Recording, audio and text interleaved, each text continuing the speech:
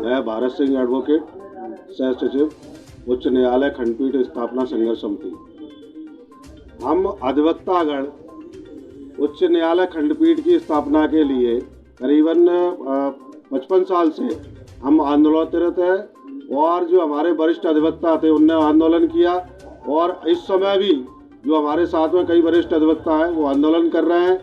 और हमारे श्री अरुण सोलंकी जी जो उच्च न्यायालय खंडपीठ स्थापना संघर्ष समिति के संयोजक हैं, उनके नेतृत्व में हम सभी लोग आंदोलन कर रहे हैं। और हमने इलेक्शन से पहले, जो आगरा में इलेक्शन हुआ है उससे पहले भी हमने अपने जनप्रतिनिधियों से जो यहाँ पर चुनाव लड़ रहे थे सभी पार्टियों के प्रत्याशियों से हमने मांग की थी कि माननीय उच्च न्यायालय खंडपीठ की स्थापना यहाँ पे आगरा में जल्द से जल्द कराई जाए। और उन्होंने आश्वासन दिया है कि अगर हम इलेक्शन जीतते हैं, उनमें से कोई प्रतिनिधि किसी भी पार्टी का जीतता है, तो उन्होंने कहा है कि हम प्रयास करेंगे। और अभी ये कोविड टाइम की वजह से और इलेक्शन की वजह से थोड़ा सा कोविड टाइम जो चल रहा था, इसलिए अभी थोड़ा सा आंदोलन स्थगित कर दिया गया था।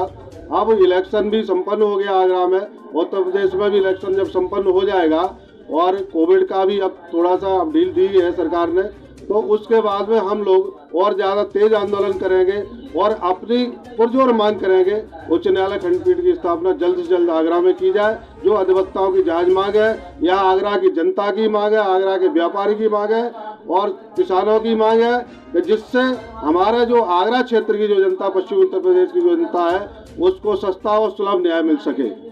एडवोकेट, सह सचिव संघर्ष समिति। आंदोलन प्रारंभ से जारी है और हमेशा जब तक खंडपीठ की स्थापना आगरा में नहीं हो रही है आंदोलन जारी रहेगा। अभी चुनाव की वजह से इस आंदोलन को स्थगित किया गया है।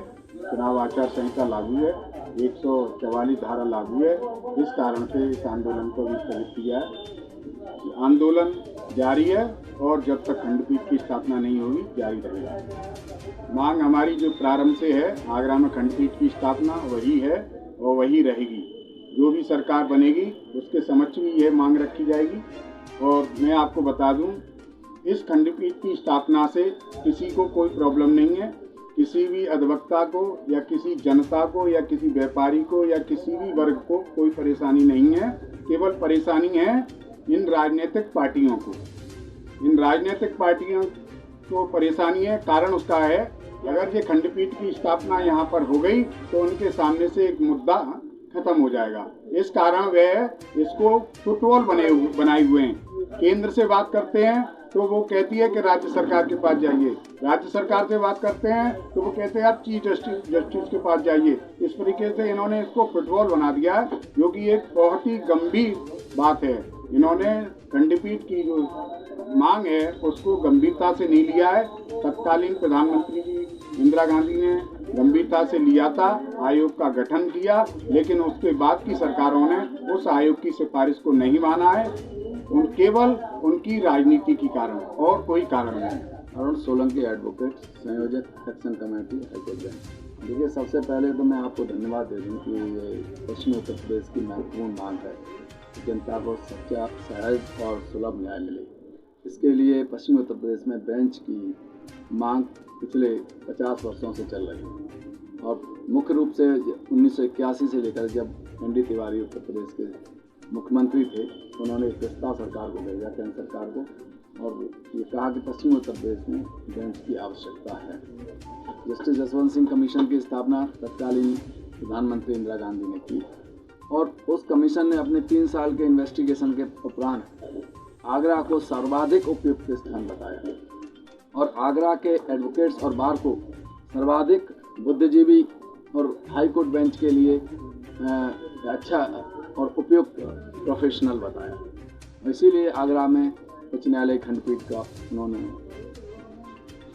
समर्थन किया और रिकमेंडेशन दी पार्लियामेंट के लिए, सरकार के लिए कि उच्च न्यायालय खंडपीठ बने।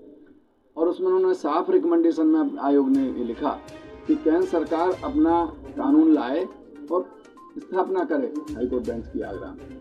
लेकिन उससे पहले की सरकार है और उसके बाद की सरकार है, ये कहती नहीं कि हमारा राज्य में सरकार नहीं है, राज्य में सरकार हो जाएगी तब कहेंगे। कुछ लोग ये कहते रहे कि chief justice Allahabad high court recommend करके देगा तब हम बना पाएंगे।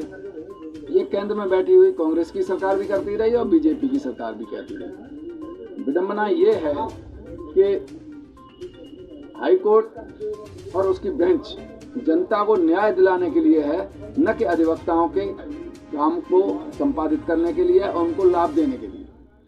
दुर्भाग्य ये रहा है कि जब बेंच का आंदोलन चलता है तो इसका विरोध इलाहाबाद के एडवोकेट्स करते हैं, इलाहाबाद से जुड़े हुए राजनीतिक दलों के नेता करते हैं और इस आंदोलन को कब्र में दफनाने का काम करते हैं। लेकिन हमने भी तय किया है कि जब तक उच्च न्यायालय की खंडपीठ आगरा में नहीं बनेगी, पश्चिमी उत्तर प्रदेश की जनता को जब तक सस्ता और सुलभ न्याय नहीं मिलेगा, जस्टिस जसवंत सिंह की रिकमेंडेशंस को जब तक केंद्र सरकार लागू नहीं करेगी, हम अपने प्राणों का बलिदान दे करके भी इस आंदोलन को जीवित रखेंगे और केंद्र सरकार को विवश करेंगे कि उच्च न्यायालय की स्थापना, उस उच्च न्यायालय की बेंच की स्थापना आगरा में करें।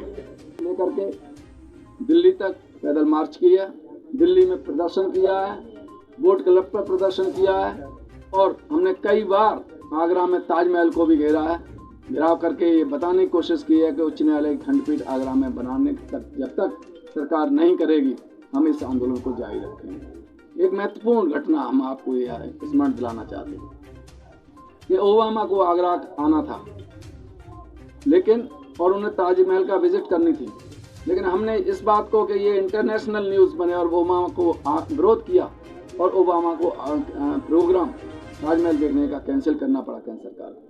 तो ये आंदोलन की चिंगारी सिर्फ दिल्ली तक ही नहीं है, पूरे हिंदुस्तान के साथ साथ दुनिया में भी ये आंदोलन जाना जाता है कि आगरा के अधिवक्ता समेत आगरा की जनता, आगरा के बुद्धिजीवी, आगरा के मजदूर, आगरा के कर्मचारी और व्यापारी सब इस आंदोलन के साथ हैं और हम इस लड़ाई को जीतेंगे, ये हमारा पूरा यकीन और विश्वास है। आपने जगवीर सिंह जाटवीर एडवोकेट, उच्च न्यायालय खंडपीठ संघर्ष समिति आगरा के हम राष्ट्रीय प्रवक्ता। हमारा आंदोलन लगातार चलेगा और हम खंडपीठ आगरा में बनवा कर ही रहेंगे। दीपक बाबू एडवोकेट है और मैं डॉक्टर अंबेडकर बार एसोसिएशन का सह सचिव हूँ। हमारे आगरे में खंडपीठ की मांग बनाए जाने को लेकर काफ़ी समय से और काफ़ी सालों से प्रयास चल रहा है और यहाँ तक कि हमने ताजमहल भी घेराव किया है और हमने रेलवे राया मंडी भी घेरा है, दिल्ली में भी हमने घेराव किया है संसद का, लेकिन अभी तक हमारे आगरा में कोई भी खंडपीठ के बारे में कोई भी ऐसा विधायक या सांसद ने आश्वासन नहीं दिया जिससे यहाँ बन सके। और हमारा ये संघर्ष जब तक हाई कोर्ट बेंच आगरा में नहीं बनती है तब तक ही हमारा जारी रहेगा।